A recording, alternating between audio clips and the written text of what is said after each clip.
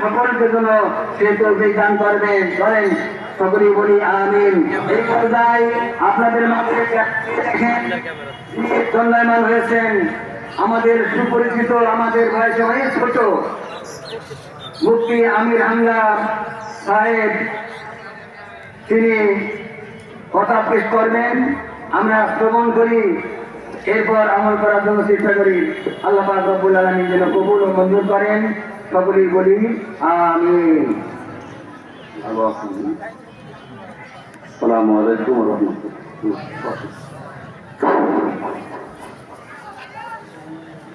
আলহামদুলিল্লাহি রাব্বিল মাশরিকাইন ওয়া রাব্বিল মাগরিবাইন الذي خلق كل شيء زوجين وأوجب علينا الإحسان بالوالدين ونشهد أن لا إله إلا الله وحده لا شريك له وأشهد أن محمدا عبده ورسوله سيد الكونين صلى الله عليه وعلى آله وصحبه وأتباعه أجمعين ليلا ونهارا في الطرفين. الله أكبر الله أكبر لا إله إلا الله والله أكبر الله أكبر ولله الحمد. أعوذ بالله من الشيطان الرجيم بسم الله الرحمن الرحيم. قد أفلح من تزكى وذكر اسم ربه فصلى. صدق الله العظيم. عن ابي هريره رضي الله تعالى عنه قال قال النبي صلى الله عليه وسلم من صام رمضان ايمانا واحتسابا غفر له ما تقدم من ذنبه الى اخر الحديث رواه ابن ماجه. اللهم صل على محمد وآله وصحبه وبارك وسلم. الله أكبر الله أكبر لا إله إلا الله الله أكبر الله أكبر ولله الحمد. সম্মানিত উপস্থিতি, প্রশংসা আদায় করছি মালিকের। একটি মাস সিয়াম সাধনা করার পরে যিনি আজকে ঈদুল ফিতরে ঈদগাহের ময়দানে অনেকেরই আগে আসার তৌফিক আমাদেরকে দিলেন, বলেন আলহামদুলিল্লাহ। আমার আগে যিনি কথা বলছিলেন, আমাদের কথার ভেতরে অন্যতম একটা কথা আমরা খেয়াল করলাম। একুশের ময়দানে যারা শ্রমিক শ্রম দেয়, শ্রম শেষ হয়ে গেলে তাদের টাকা পয়সা পারিশ্রমিক দেওয়া লাগে। আল্লাহ রাব্বুল আলামিন আজকের এই দিনে ফেরেশতাদেরকে জিজ্ঞাসা করেন, ফেরেশতারা শ্রমিক কাজ শেষ করলে কি করা লাগে? বলে টাকা দেওয়া লাগে, তার শ্রমের যে মূল্য এটা দেওয়া লাগে। আমার বান্দারা আমাকে না দেখে আমার ফরজ বিধানটা আদায় করার কারণে আমি আল্লাহ খুশি হয়ে তাদেরকে পারিশ্রমিক আজকে দেব। লিসাইমি ফারহাতান ফারহাতুন ইনদা ফিতরিহি ওয়া ফারহাতুন ইনদা লিকাই রাব্বিহি। যে মানুষগুলো রোজা রেখেছিল আর যাদের রোজা কবুল হয়ে গেছে, এই মানুষগুলোর জন্য সুসংবাদ রোজাদারের জন্য দুইটা। এখানে ফিতরিহি শব্দের শাব্দিক দুইটা অর্থ পাওয়া যায়। একটা হচ্ছে সাদাকাতুল ফিতর, দুই নম্বরে ঈদুল ফিতরের নামাজ। সাদাকাতুল ফিতর আদায় করা এবং ঈদুল ফিতরের নামাজ এবং ইফতারি করা, এই বিষয়গুলো একটা আনন্দের বিষয়, এটা একটা ইবাদত। দুই নম্বরে কিয়ামতে রায়আন নামক দরজা দিয়ে প্রবেশ করে মহান আল্লাহর সাথে যেদিন রোজাদারেরা শুধুমাত্র সাক্ষাৎ করবে, ওই লিকাই রাব্বিহি, তাদের রবের সাথে, ওইটা একটা খুশির সময়। আজকের যে দিনটা, এটা মূলত রোজাদার যারা রোজায় ছিল, রমজানের সিয়াম সাধনায় ছিল, এদের জন্য। ঈদুল ফিতর শব্দের শাব্দিক অর্থ ভেঙ্গে ফেলার আনন্দ। যারা রোজা রাখে তারাই তো রোজা ভাঙবে, রোজায় যে রাখে না সে গাছকে কি ভাঙবে কি? সুতরাং যারা আমরা রমজানে রোজা রেখেছিলাম, আজকে রোজা ভাঙার মাধ্যমে আনন্দ প্রকাশ করছি। খুশি হন, বলেন আলহামদুলিল্লাহ। সিয়াম সাধনা করার পরে একটি মাস শেষ হয়েছে, দিনটা আমরা পেয়েছি ঈদুল আজহা বা ঈদুল ফিতর। এটা কিন্তু শুধুমাত্র একটা অনুষ্ঠান না, এটা একটা ইবাদত। হিন্দুদের হোলি খেলা হয়, ওটা ওদের একটা অনুষ্ঠান। খ্রিস্টানদের ক্রিসমাস ডে হয়, ওটা একটা অনুষ্ঠান। ইহুদিদের একটা দিন আছে, বৌদ্ধদের দিন আছে। পৃথিবীতে 4,500-এর উপরে জাতি বাস করে, প্রত্যেকের আলাদা আলাদা ধর্মীয় নিয়ম নীতি দিবস পালন করে তারা। আমাদেরও ধর্মের গুরুত্বপূর্ণ বিষয় এই দুইটা দিন আমরা পেয়েছি আল্লাহর পক্ষ থেকে নবীজির মাধ্যমে। কিন্তু নিছক এই দুইটা শুধুমাত্র আনন্দের দিন না, এটা ইবাদত। আমরা আনন্দ তো করবো, মাস্ট বি ইবাদতের মাধ্যমে। দেখবেন ইসলামের যতগুলো দিবস পালন করা হয়, বিশেষ করে ঈদুল আজহা এবং ঈদুল ফিতর, দুইটাতেই আগে ত্যাগ করা লাগে, এরপরে ভোগ করা লাগে। যে যেখানে আছেন দায়িত্ব নিয়ে বসে পড়েন।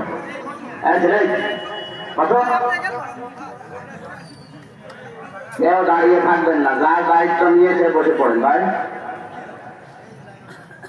আমরা যেহেতু কোরআন এবং হাদিস থেকে কথা বলছি, সুতরাং কথা বললে না শুনলে আপনার গোনা হয়ে যাবে। এখানে এসেছি আমরা সওয়াব কামাইয়ের জন্য। স্থির ভাবে বসেন, যেখানে জায়গা পান, যে এই সাইডে জায়গা অনেক পড়ে আছে, এইদিকে যান, দায়িত্ব নিয়ে নিজেরাই চলে যান। কথা বলার ভেতরে গুরুত্বপূর্ণ কথা এই দুইটা, যে আজকে ঈদুল ফিতর, ভাঙ্গার আনন্দ। আমরা যারা রোজা ছিলাম তারা তো ভাঙলাম, যারা রোজা রাখেনি তারা ভাঙবে কি? যেন আমরা যারা রোজা ভেঙেছি, আমাদের মনের ভেতরে একটা অনির্বচন শোক আমরা অনুভব করছি। আর যারা রোজা না রেখে বসে আছে, অত ভাঙতে পারে নাই, একটা কেমন যেন ভাব নিয়ে বসে আছে। বিশ্বনবী মুহাম্মদ রাসূলুল্লাহ সাল্লাল্লাহু আলাইহি ওয়াসাল্লাম জানিয়েছেন, ইসলামের প্রত্যেকটি ইবাদতের ভেতরে কিছু গুরুত্ব এবং শিক্ষা বহন করার জন্য আল্লাহ দিয়েছে। ঈদুল আজহা, ঈদুল ফিতরে যে গুরুত্বপূর্ণ 12টা শিক্ষা আমরা কোরআন এবং হাদিস থেকে পেয়েছি, আমরা বলবো ইনশাআল্লাহ সামনে। আর 14 মিনিট সময় আছে, যারা রাস্তায় আছেন জলদি আসেন, আমরা 8টায় নামাজ শুরু করবো ইনশাআল্লাহ। যে কথা বলতে চাই এটা হচ্ছে ঈদুল ফিতরে এবং ঈদুল আজহায় শুধু আপনি নিজে খাবেন, নিজে পড়বেন, এটার জন্য এই দিবস 1 বছর পরে আসে না। ইসলামের এই দুইটা দিবসই শিক্ষা দেয়, আগে ত্যাগ করো, এরপরে ভোগ করো। একটা মাস রোজা রেখে আপনি আনন্দ করবেন না, হবে না। আগে সাদাকাতুল ফিতর আদায় করে গরিব মানুষের মুখে আগে হাসি ফুটবে, এর হাসি দেখে আপনি হাসবেন। দ্বিতীয় নম্বর, কোরবানি ঈদে যেটা আমরা করি, এইটা আপনি আগেই খাবেন, কোরবানি জবাই করে না, আগে ওইটা গরিবটা যে রান্না করে খেয়ে হাসি তামাশা করবে, ও আনন্দ করবে, ওর আনন্দ দেখে আপনি আনন্দ করবেন। আপনি চিন্তা করেন, এই দুইটা দিবস বাদ দিয়ে পৃথিবীতে যত দিবস মানুষ বানিয়েছে, প্রত্যেকটি দিবসে আগে খাওয়া, এরপরে কিছু থাকলে দেওয়া। তার মানে আগে ভোগ, এরপরে ত্যাগ।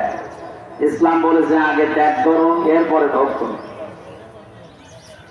এটা যেহেতু অন্যান্য জাতির শুধু ধর্মীয় দিন না, আমাদের মুসলিমদের এটা একটা দিন এবং এটা ইবাদত।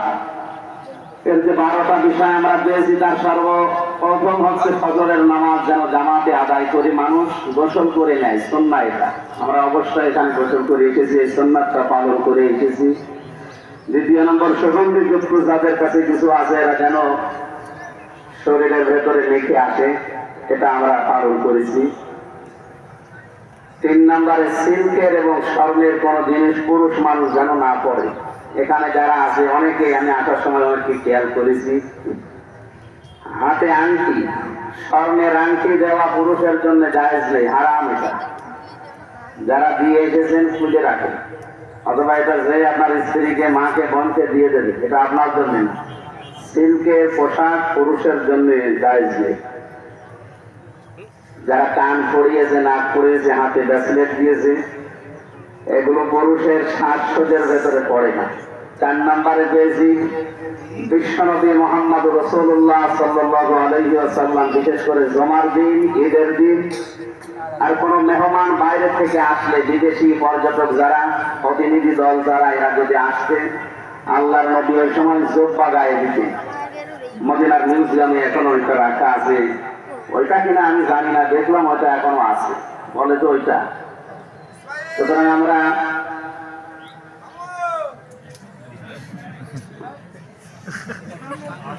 গ্রাম্য মানুষ হলে যা হয়, ঠিক আছে, ও ওর বুদ্ধিমত করিস। তা আমরা জোব্বা গায়ে দিতে অনেকে লজ্জাবোধ করে আসতে চায় না। আজকে ঈদের দিনে নবীজি গায়ে দিতেন, আপনি যদি ওই নিয়েতে গাইতেন তাহলে সুন্নাত আদায় হবে, দেখতে ভালো লাগবে। এক রাস্তা দিয়ে আসবেন আর এক রাস্তা দিয়ে যাবেন, এইটা একটা ব্যাখ্যা আছে। আমাদের এই যে রাবিরাবিটা থেকে পর্যন্ত প্রায় 1 মাইল বা 1.5 কিলোমিটার, আমরা এক রাস্তা দিয়ে এসেছি আর এক রাস্তা দিয়ে যাবো। কেন এই নিয়মটা বললেন? এক রাস্তা দিয়ে আসার সময় যত মানুষের সাথে দেখা হয়েছিল, যাওয়ার সময় যেন তার সাথে বেশি মানুষের সাথে দেখা হয়, কুশল বিনিময় হয়, সালাম দেওয়া লাগে, সম্ভাষণ দেওয়া লাগে। এইটার জন্য নবীজি এই কথা বললেন 8 নম্বরে। বলেন বাস্তবে এই কথার গুরুত্ব এবং সিগনিফিকেন্স কত গভীরে। অথচ পৃথিবীর এই ছোট্ট একটা বিষয় নিয়ে আমাদের আখেরাত আমরা অনেকেই নষ্ট করে ফেলছি। নামাজ পড়া, রোজা রাখা যেভাবে গুরুত্ব দিয়ে করা হয়, মুআমালাত, মুআশারাত, মানুষের সাথে আচরণ বিধি, এই বিষয়টাকে আমরা অত গুরুত্ব দেই না। অথচ একজন মানুষের সাথে কেউ যদি হাসি মুখে কথা বলে, সে একটা সাদগা দেওয়ার সাহস হয়। সুবহানাল্লাহ কি এই পর্যন্ত নাকি বাইরে যাবে এটা? না না, আমি ওই সুবহানাল্লাহ বলার জন্য বলছি না। আমি বলছি এখানে অনেকেই এখনো বসে আছে, দুনিয়াবি কোনো বিষয় নিয়ে 3 দিন যদি কেউ কথাবার্তা বন্ধ করে দেয়, আর ওদের তাওবা না করে, কথাবার্তা চালু না করে, ওর ইবাদত কবুল বন্ধ হয়ে যায়, ও বেঈমান হয়ে মারা যায়। এখানে হাজারো মানুষ আমরা এমন বসে আছি, মুরগিতে ধান খেয়েছে এই নিয়ে মারামারি, গন্ডগোল, ঝগড়া করে 3 দিন না 3 বছর কথা বলে না। এরকম মানুষ নেই? আজকে ঈদের এই দিনেও যদি এই গোনাটা থেকে মুক্ত হতে না পারে, যে আপনার ইবাদত বন্দেগী, ঈদের নামাজই কবুল হবে? আমি সহ যারাই আছি এরকম, যার সাথে যে অবস্থা এরকম সমস্যা আছে, আজকে আমরা মিটাবো। একজন সাহাবীকে নবীজি জান্নাতের সুসংবাদ দিয়েছিলেন শুধু এই ছোট কাজটার কারণে। উনি রাতের বেলা যখন ঘুমাতে যেতেন, বালিশে মাথা দিয়ে যার উপরে যে অভিযোগ, রাগ, গাল আছে, সব আল্লাহর জন্য মাফ করে দিয়ে একটা শান্ত মন নিয়ে ঘুমিয়ে যেতেন।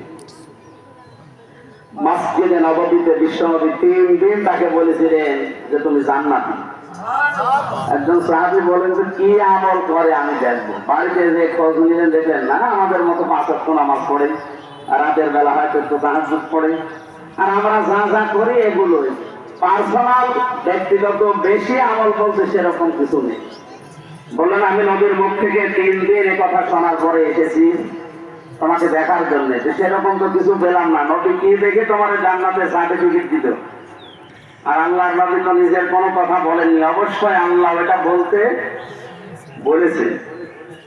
উনি বললেন আমার ব্যক্তিগত আমার এতটুকু আছে যে আমি রাতের বেলা ঘুমানোর সময় কারো উপরে কোনো রাগ ঝাল, কোনো অভিযোগ অনুযোগ রাখি না। আমি সব আল্লাহর জন্য মাফ করে দিয়ে একটা শান্ত মন নিয়ে ঘুমিয়ে পড়ি, সকালে উঠবো কিনা আমার তো গ্যারান্টি নেই।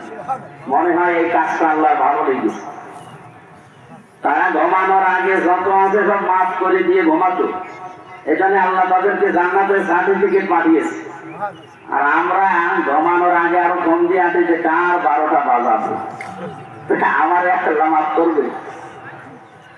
সুতরাং আজকে ঈদের দিন যদি এই আমলটা সংশোধন না হয়, যাদের কথাবার্তা বন্ধ আছে দুনিয়াবি কোনো বিষয় নিয়ে, ইসলামের কোনো বিষয় নিয়ে যদি থাকে, আমি আরো সাপোর্ট দেব। মান আহাব্বা লিল্লাহি ওয়া আবগাদা লিল্লাহি ওয়া আতাআ লিল্লাহি ওয়া মানাআ লিল্লাহি ফাকাদ ইসতাকমালাল ঈমান। কোন মানুষ যদি কাউকে ভালোবাসে, সেজন্য আল্লাহর জন্য ভালোবাসে। কাউকে যদি ঘৃণা করে, সেজন্য আল্লাহর জন্য ঘৃণা করে। কাউকে দান করলে যেন আল্লাহর জন্য করে। কাউকে যদি কিছু দেয়, বিরত থাকে দান করা থেকে, তাও যেন আল্লাহর জন্য বিরত থাকে, সে যেন তার ঈমানকে পরিপূর্ণ করে নিল। সুতরাং দুনিয়াবি বিষয় নিয়ে না, আখিরাতের সাথে রিলেটেড সম্পর্কিত কোনো বিষয় নিয়ে হলে এটা আলাদা। দুনিয়ার কোনো স্বার্থ সিদ্ধি বা দুনিয়ার কোনো প্রার্থীদের বিষয় নিয়ে যদি এরকম কোন সমস্যা কারো থাকে, আমরা সহ যারা আছি আজকে ঈদগাহ ময়দানে মিটিয়ে তারপরে যাব, তখন আমার আখেরাত ধ্বংস হয়ে যাচ্ছে। বলেন নাউযুবিল্লাহি মিন যালিক। নবীজি এক রাস্তা দিয়ে আসা আর এক রাস্তা দিয়ে যাওয়ার ভেতরে তার সিগনিফিকেন্স এইটা যে আমি মহাসড়ক বাড়াবো, মানুষের সাথে অন্তত হাসি মুখে কথা বলে হাত বাড়িয়ে বুকে জড়িয়ে কপালে আর হাতে সোমা দিলে সোজেরা গোনাগুলো মাফ হয়ে যায়। এটা তো আর অন্য সময় আপনি পাচ্ছেন না। অন্য যত দিনে 11 মাস এক রাস্তা দিয়ে আসবেন আর এক রাস্তা দিয়ে যাবেন, সাফ পাবেন না। এইটা সওয়াব পাওয়া যায়। আমাদের সম্মানিত খতিব এবং ইমামুল তো অসুস্থ, তারপরেও নামাজের কিছু নিয়ম নীতি আমরা তার কাছে শুনি, এরপরে যে কথাগুলো আমরা বললাম নামাজের পরে দেখি বাকিটা। লাঠি লাঠি ওখানে বসে বসে ওই জায়গায় বসে চেয়ার তো দেবে, চেয়ার দেবে এখানে।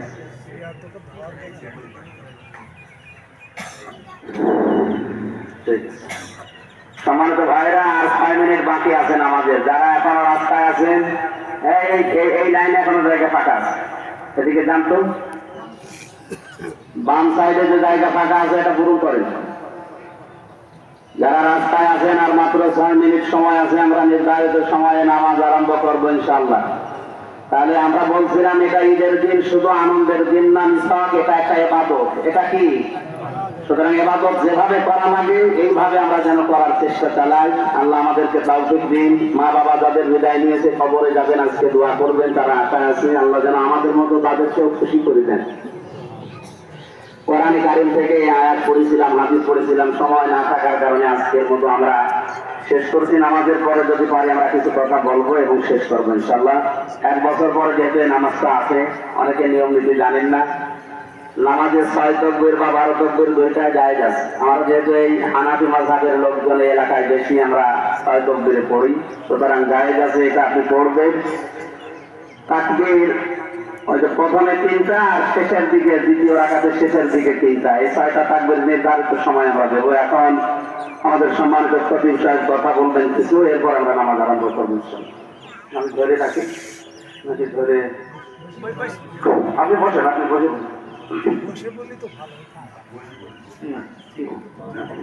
ঠিক আছে।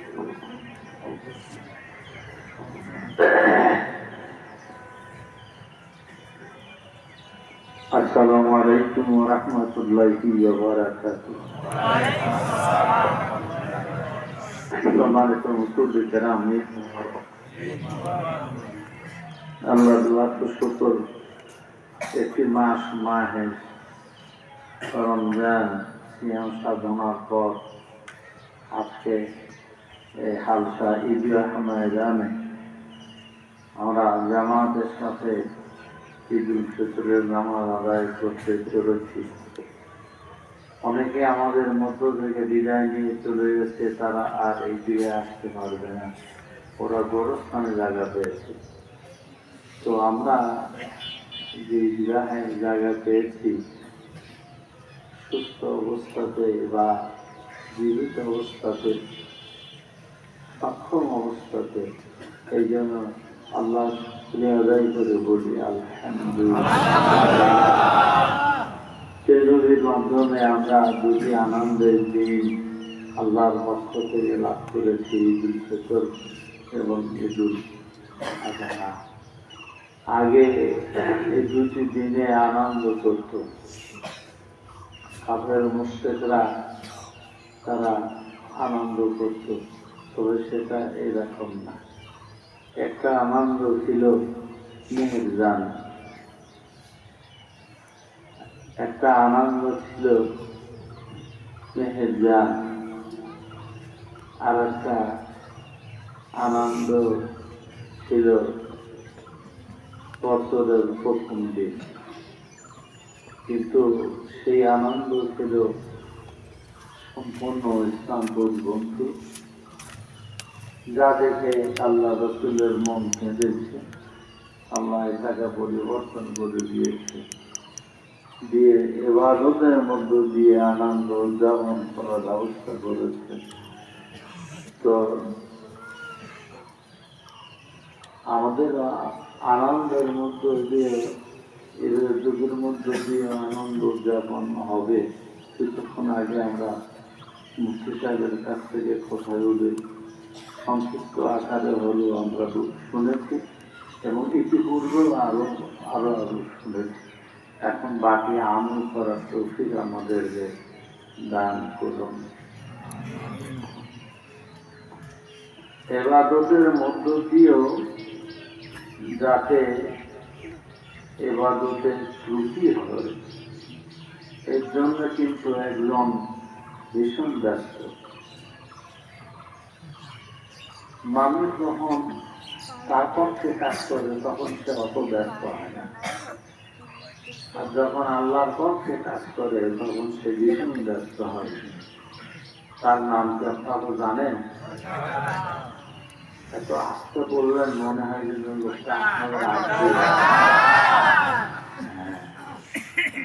তো যে কাজগুলি আসলে এবাদত নষ্ট করে, এই কাজগুলি আপনারা এবাদতের মধ্যে এগুলি করেন না। এই যে মোবাইল বারবার আমরা দেখছি, করতেও করছি, ওটা না খুললে কি হতে পারে? আবার ভিডিও করে রাখছে, আমরা চলে যাচ্ছি, তো পিছন দিকে তুলে ছবি তুলে কে না তুলে ওটা কি ফায়দা? অত আমার মনে হয় নামাজ চলাকালীন অবস্থায় এগুলো সব অজ্ঞান করে দেবেন। ওর কর্মকাণ্ড বন্ধ, কারণ ও পরিচালনা করার জন্য যে দেখো, হ্যাঁ এমন কোনো অনুষ্ঠান, এমন কোনো কাজ রেকর্ড করে রাখা দরকার, দলিল হিসাবে রাখা দরকার, সে কথাগুলো আলাদা। তাছাড়া এগুলি খামাখা এগুলো আসুন আমরা ওই সারা বছরে তো বছরে 2 বার ঈদের নামাজ পড়তে হয়, আমরা অনেকে এই নিয়ম কানুনগুলো ঠিক জানি না বা মনেও রাখতে পারি না।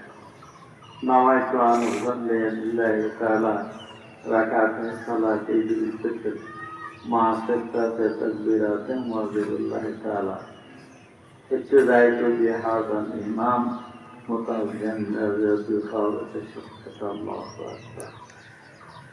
ঈদুল ফিতরের 2 রাকাত ওয়াজিব, 2 রাকাত ফরজকে পায়, 2টা ওয়াজিব নামাজ আমরা আদায় করতেছি এই মনে শিখলাম আল্লাহু আকবার।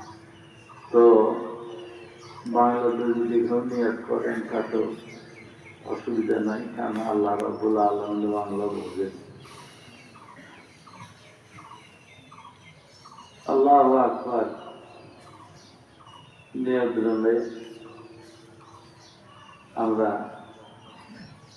1 বার, 2 বার, 3 বার, এরপরে টানা পড়ে নিয়ে চুপ থাকবে, ইমাম সাহেব পড়বেন, ফাতিহা পড়বেন, কেরাত পড়বেন, এরপরে রুকুতে যাবেন, সিজদাতে যাবেন।